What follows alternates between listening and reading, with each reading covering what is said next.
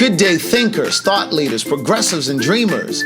I'm Craig the Writer Stewart, and this is So Much to Say YouTube TV. These are my thoughts in my voice on black shit, white shit, gay shit, and everything in between. So Much to Say YouTube TV is the place that you come to learn and grow because we discuss socially relevant things mixed with a splash of humor. If you know you have tissue paper feelings, this probably isn't the channel for you. But and however, since you're here, I just need for you to do two things. Hit the like button, make sure you hit the subscribe button, and turn on that little bell so that you get the notification every single time that I go live or upload something new. I'll see you soon. Bye. I'm gonna tell you, did you see the live yesterday? What was on it? With me and Ryan in the car going to the gym and I was talking about the spiritual teacher? Oh, yeah. You saw that? Mm-hmm. So I wanted to go into more depth. I figured you probably would have watched it already, but I wanted to go into more depth about what she said. And well, what did you what made you talk to somebody like that? Well, I didn't. Danielle told me about her probably 6 months ago. And then Lynn, who just was over here the other day, she told me about her after Danielle.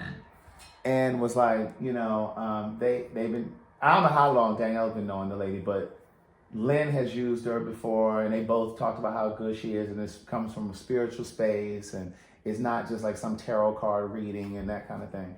So long story short, Danielle and I were talking last week, and I was just telling her, like what was happening and how, how I felt and how you felt and how we both were crying and, having a hard time and, this, that, and the third. And so she checked on me, I think like the day or so after that. She sent me a text and was like, hey, I was just checking on you to make sure you're good. And I don't remember what I said in the text, but let me look. But I responded in the text and she was like, hold on, let me see this text.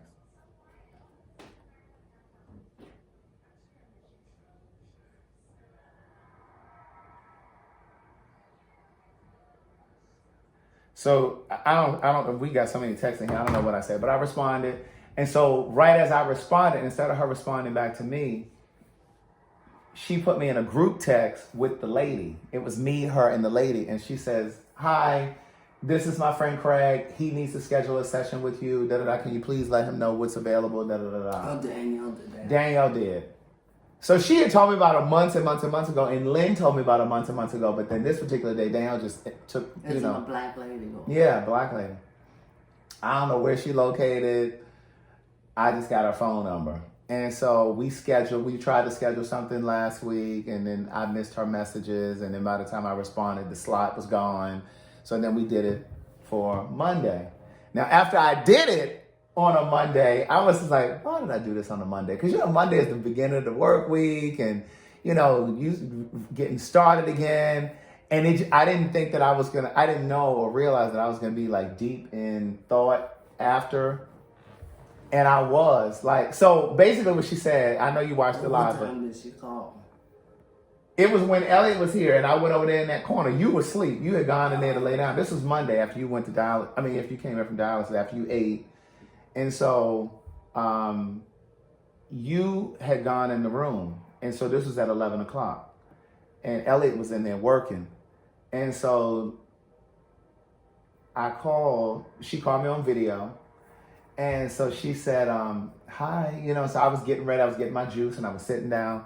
And so she said to me, so why did you want to talk to me? No, she said, why did you want to call me? I said, well, I didn't. And I explained what I just said to you. And she says, she kind of like did like that. And she said, okay.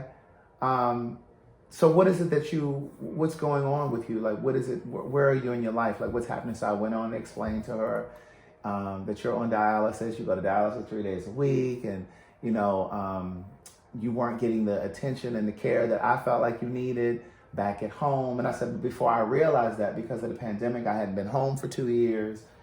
And so I was only talking to you on the phone. I said, and on the phone, you sounded the same to me. Like you sounded like yourself. I said, and it wasn't until somebody sent me a picture, because she had gotten her hair done. I was like, oh, doesn't her hair look pretty? Da, da, da. And I said, I saw, the effects of not seeing you for 2 years. I could tell that you had aged. I could tell that the dialysis was wearing on you. You looked a lot smaller. And I said, and it startled me. And I said, and I ended up bringing her to Atlanta because my sister just stopped taking her to dialysis. She stopped calling, wasn't going over there to make sure she had food. And I said she wasn't really eating as consistently because she was so weak. She didn't have the energy to stand up to warm up food or cook something light or whatever. And I said, and she wasn't really asking for help. And so I ended up bringing her down here. I said, I brought her down here in December. I said, so she's been with me for like 7 months now. I said, and it is the hardest thing that I've ever had to do in my life. And I'm just talking. And so she stopped me. And she said, I said to her, I feel like my life is unraveling and just, Right. And I said, the things that I want to do, I'm not able to do anymore. And some of the things that I need to do, it's hard for me to get to it. I said, because there's always a chore, there's always an errand, there's always a doctor's appointment or something. I said, and the phone is always ringing and it's always, da-da-da-da. And I said, my life doesn't belong to me. And I feel like my life doesn't belong to me anymore. And so she said, so she stopped me and she said, and I don't remember the order that she said any of this, but I'm just telling you what she said. But she said to me, for a person who's never spoken to you, a person that's never met you before, the way that you describe this situation is like you're the victim. She said, you invited your mother into your house, and now you're complaining. It doesn't matter what your sister, your brother, and anybody else isn't doing. This is about the soul contract, the spiritual soul contract between you and your mother. Right. And so, and I don't know if you get into all of this, but I do. She said, in an alternate world, in an alternate universe, before you came into your physical form, you and your mother were spirits and you knew each other in another life. She may not have been your mother in that other life, but you were connected somehow. Everybody that you're connected with in family and your friendships and your relationships, these were people that you had some sort of a contract, a soul contract with in a previous life, and you reconnected and to finish that work here in this life. And she said, you and your mother have this contract. That was an agreement that you made, that this very scenario is what would play out in this life. Her living with you, being on dialysis. So she basically sacrificed herself to be on dialysis and to be in this life because she loved you that much and because she knew that this was the only way that you were going to be able to grow to your higher self. She said, this for you is about compassion. This for you is about empathy. This for you is about releasing judgment, releasing anger, resentment, whatever it is that you're feeling. And so when she said that, I told her, interestingly enough, and I was just really listening. Right. And she said, and I'm looking at you. She said, I meditated before I got on here. She said, so I knew what I was dealing with. And so the first card that she pulled said, listen deeply. She said, you don't listen deeply. She said, you listen to respond. She said, you don't really take in what people say. You just hear the top of it. Right. She said, because even when you were talking to her, she said, I know you love your mother. She said, I know you do. She said, but as a person who doesn't know you, who's hearing this the way that you just described it, you're making yourself the victim. And she said, you're venting. She said, there's a way to release and to talk to people without sounding like you're venting. She said, when you vent, you're making that person a human garbage can because you're dumping all of this trash on them. And she said, and the other thing that you're doing is that person is only hearing your side of the story. You're only giving them what your experience is with living with your mother. There's the other side of that story. She has her experience of living in that house too, with you. She said, and even if you've never said, I don't want you here, this is my house. She said, your energy sends that off. She said, even in the way that you might wipe up the table around her, move a cup. And when she was saying all this, I was thinking about, it's not funny, but I'm laughing because I'm like, oh my God. Because it's just like Like she said, you would have never said, "Oh, I don't want you here" or anything like that. She said, "But your energy, your vibration Says the way that you says that the way that you move around the house." And I thought about how, like, I'll move your shoes from right here. She said, "You might not go and snatch it up." She said, "But it's still the energy that you're carrying in your body." And I told her about when I went to New York like 5 years ago. I was with Danielle and Thomas and a few other people. We rented that cabin in New York. This was for New Year's.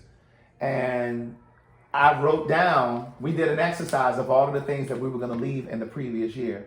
And I wrote down, I was going to leave behind the anger, the resentment, and the frustration that I had, that you had to now do dialysis. And I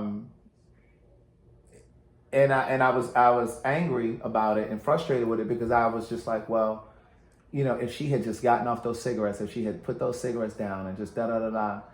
And we burned it. Like, what we did was we wrote it down and then we put it in the fire, and that was symbolic of us leaving it behind. She said, "But you may have practiced that, but you didn't leave it behind." She said, "Because I see all of that on you." Right. And she said, "But this is a spiritual soul contract that between you and your mother." And she said, "And your higher self has been waiting for you to understand that." And I did understand it, because I said it on my Patreon months ago. I said, "I know what this is about." And I said, you know, at the time I said, "I feel like it's preventing me from writing and being creative and da-da-da-da." But then I said on the Patreon one day, I said, "But I understand that that's not what this time is about. God doesn't need me to do that right now. This is obviously the space that I'm supposed to be in." And she said, "But you obviously didn't get the lesson fully, because you're still struggling with this. You're still wrestling with this." And she said, "You have to pay attention to how you show up in the world." Right. And she said, "Because maybe she said, yes, your mother is going through dialysis, and so she's weak physically, but you also told me that your mother is an entrepreneur."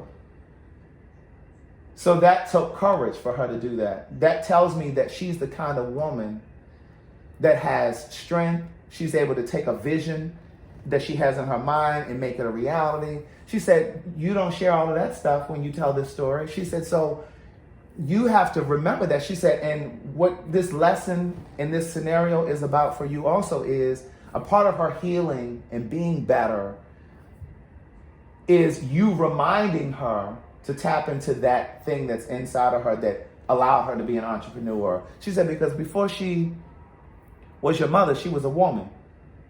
And she already has her own regrets about being on dialysis and, you know, life choices that she made and things like that." She said, "So the last thing she needs is for you to be carrying this energy when your mission is supposed to be getting these lessons and to be helping her and, you know, da-da-da-da." Because maybe it's not time for you to be right now. I mean, you Right. doing that thing with, what's his name? Derek J. Yeah.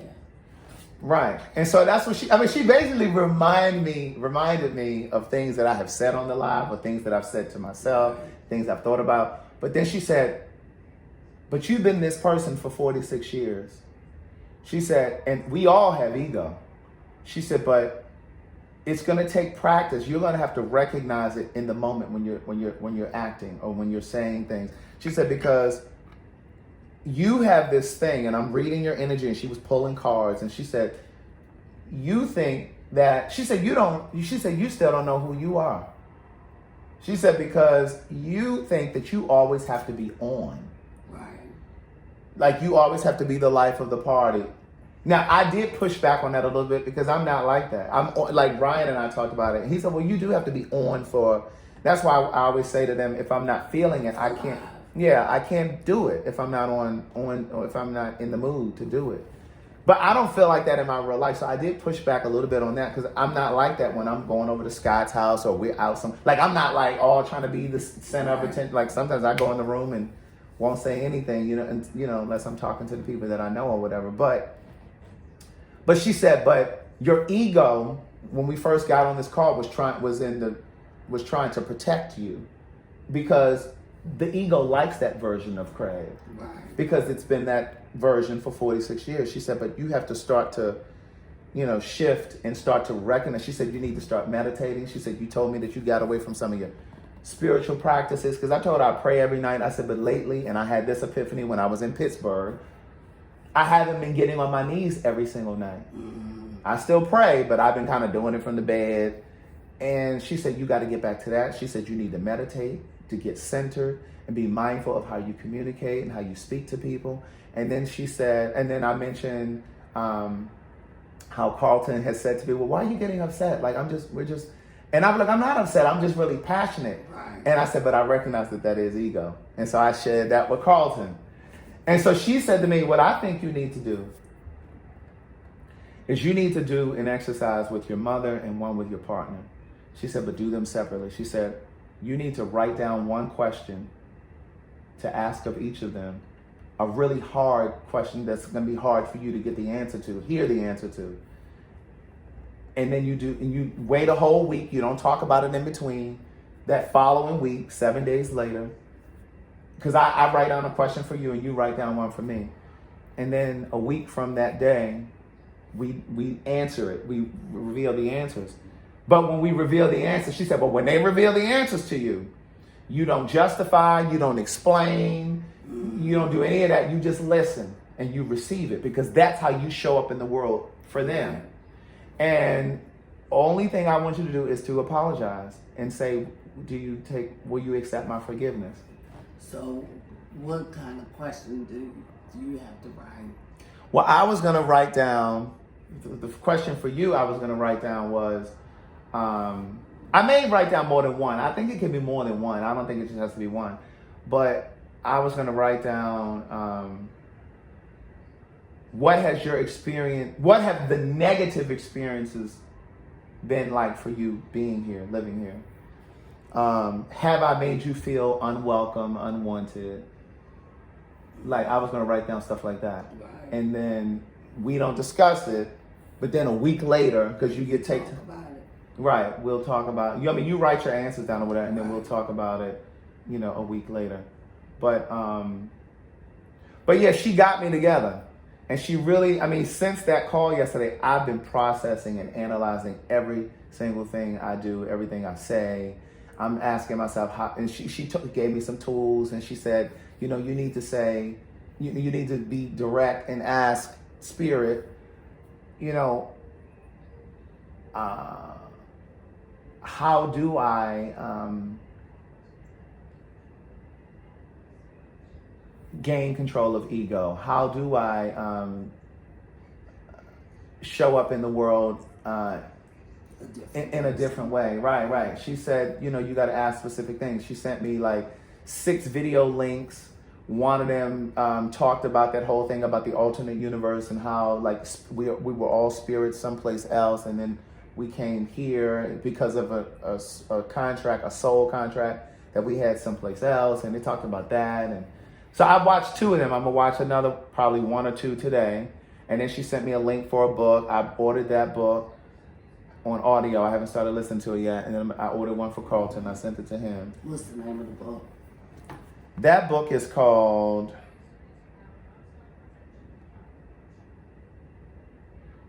The 7 Levels of Intimacy. And she said, because most people think their relationships are just about sex, and it's not. And she told me, she said, you love with conditions. She said, you do it with your mother. If she wasn't sick, and And she said, you do it with your partner. She said, it's like if they don't do or be or show up the way you want them, then you pull your love back. Right. And she said, you have a library living in your house right now. And she said, and you're not accessing it. She said, you need to be asking questions and asking her, who was she before, she was your mother, and what dreams did she have, or what disappointments did she have, and, and how does she feel? She said, because you need to be pouring into her emotionally, spiritually, physically, and mentally. It was those 4 things. And she said, because she's saying I'm your library. Yeah, she said, your mother is your library. She said, and you're fortunate to have that, and you can ask any question you want, and you're not doing it. She said, because one day, we all have to leave here, and when your mother's last day comes, you won't have that anymore. She said, you'll still be able to ask the questions in spirit, but you won't be able to ask it, while she's here. And she said, so you need to be utilizing that. But I mean, it was just, what was most profound to me was what she was saying about my energy moving through the house, even if you don't say something like that energy. And I think she's right about that, because I think sometimes, not that I felt that, but I think sometimes the way people act in that house, makes you feel like you're not wanted. Like, just say, for instance, if I would put my wallet right here, you would come and move it over there. Mm-hmm. If I leave something in the sink, you would come and wash it and put it away. So you say you don't feel like that, but then you're describing stuff. So No, but I mean, I can tell that's the way people treat you when they don't want you there. Oh, right. Well, that's what she was saying. And so she was like, even if you don't say it, the way that you... I know at first, when I first came, if I leave my shoes there, you would move them. But then lately, you just started leaving them there. So... Right there. But yeah, and I mean, and I just didn't think about that. Right. I mean, like... Sometimes I think people... It's because they want to keep their house a certain way. It's not always because they don't want a person there, but they just don't want the clutter. Because I know, like... That's what it was for me. My house with the Brown, like if he would leave his shirt or something on the kitchen chair, I would take it and put it on the banister that goes upstairs, But I know you leave stuff around sometimes because you're just tired or weak from dialysis, and so you'll just leave it and keep going. But for me, it's just like, I hate when this counter is cluttered, which it is kind of now. But what she was saying was, this is what I got from her. It's not so much that I moved it. It was the energy that I was carrying in my body when I moved it. Right. It's one thing to just kind of move things and kind of straighten things up. You can tell when somebody's energy is kind of frustrated because I got to move this again. You know what I mean? What I'm saying is, I think if a person, like if every little thing you do, they just right behind you pick it up. Right. Then it makes you feel like, darn, every little thing I do. And one of the things that I said to her was, I said, well, I don't understand how you're saying I could have described it to you. I said, because I don't know you and you don't know me. So I had to color the picture and tell you, what was... She said, no, there was a way that you said it. She said, your energy was tense. You weren't really breathing. She said, I was watching your energy. And she said, you could have started by saying, I love my mother very much, and I've become her caretaker. And she said, I would have gotten it. She said, you gave me all these other details that affect you. Your life is unraveling. You told me about all of the things that you've done to make her comfortable. I put this motorized chair in the house in Baltimore. I was sending meals to the house. I had a chef coming here, and she still didn't like the food. She said, that was your ego. Right. Those were things you did. But she said, that's ego. And she was talking about how to pray and telling me how. And I said, well, those are things that I do. Because she said, well, you never use prayer just to be asking for material stuff. And I said, well, no, I don't do that. And I told her how I pray, and I told her things that I say, bless me indeed, bless me with a sound mind, the ability to reason, to make sound decisions and judgment. And I always say, protect me from evil, harm, sickness, disease, disaster, tragedy.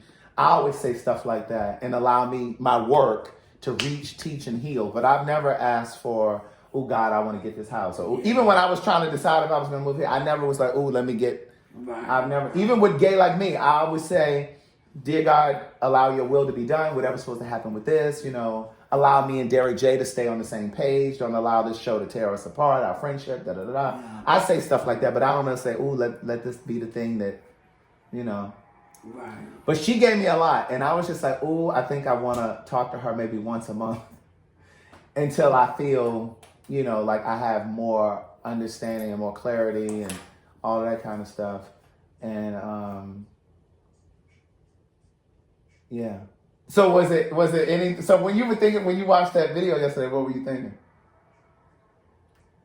Well, I was just kind of wondering what made you talk to a person like that. Mm-hmm.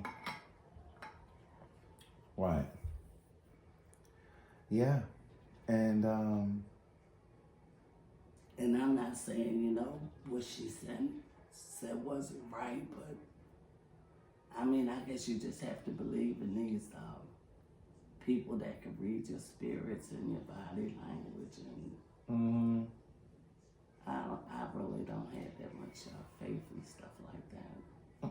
Oh, so you're saying you don't believe that you and I connected in another life? No. Ah. Yeah, but no, I mean it.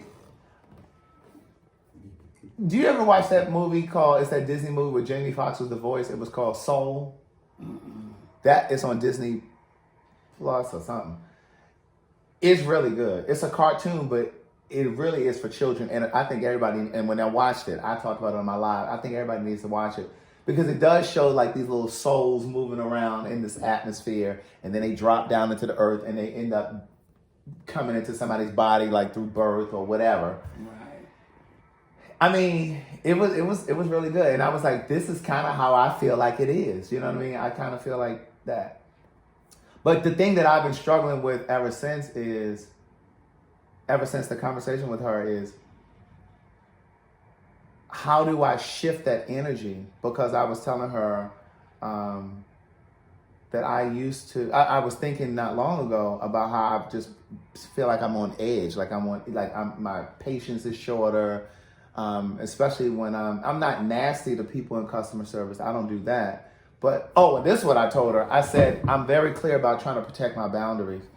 And I said, and so for me, one of the things that I realized about myself for a long time is that I sometimes am aggressive in the way that I approach a situation. Like if it's, if I have an issue with a business or a company or something like that, sometimes I go in really forceful because I feel like it's the least opposition to come back. Like if I come real stern, then they go, okay, well, sir, let us just go ahead and make this right. You know what I mean? I'm not nasty, but I'm really kind of firm. But it's just like watching her and her talk. She was pushing back on certain things that I said, and I didn't do a lot of talking. She did most of the talking, but she was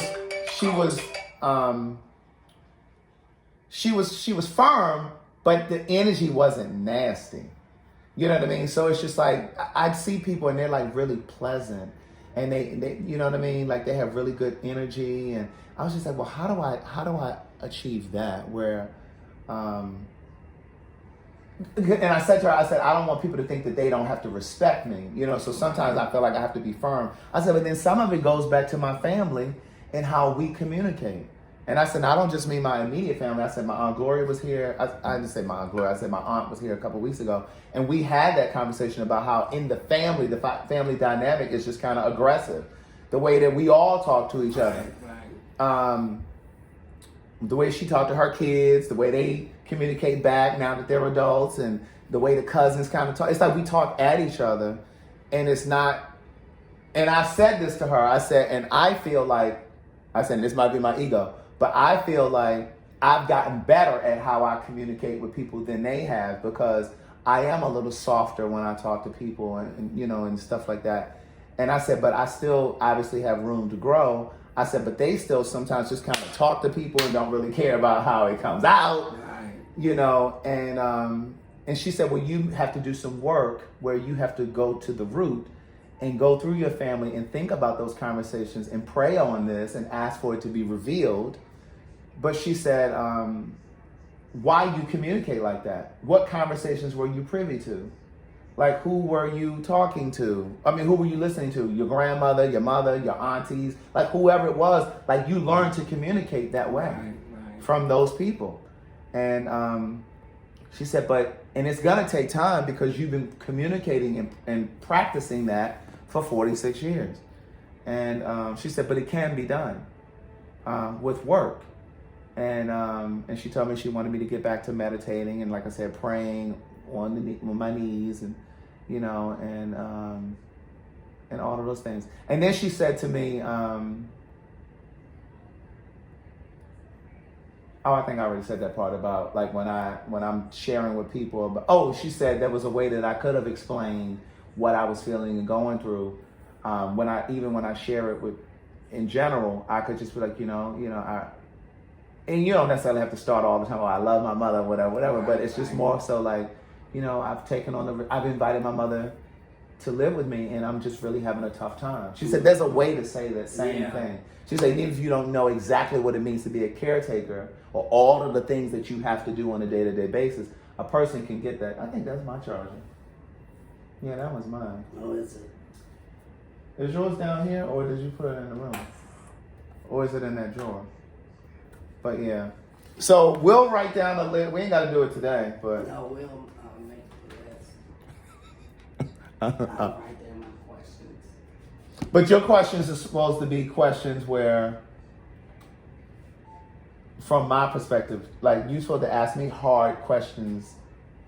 Like you're supposed to write questions to me that are going to be hard for you to hear the answer to.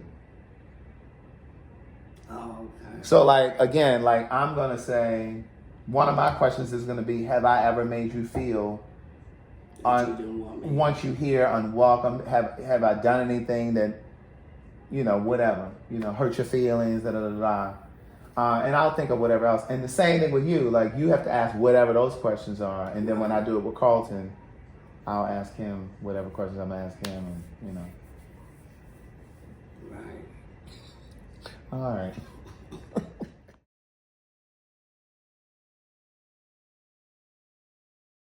Good day, thinkers, thought leaders, progressives, and dreamers. I'm Craig the Writer Stewart, and I just wanted to introduce you to the Goli Gummies if you're not already familiar. So this is the original Goli Gummy. This is good for burning belly fat, as well as curbing your appetite. Right? It's just going to be your for beauty, wellness, and nutrition. This is the Superfruit. Then we have the all-around health from within. This is the green, the super greens. And then of course we have the ashwagandha. This is good for calming, relaxing, sleeping, calming anxiety. The same ones, but this is for the chocolate lovers that are out there. So use my promo code. It's Craig the Writer Stewart. Visit www.goli.com and the promo code is Craig the Writer Stewart. That's free shipping and of course 15% off.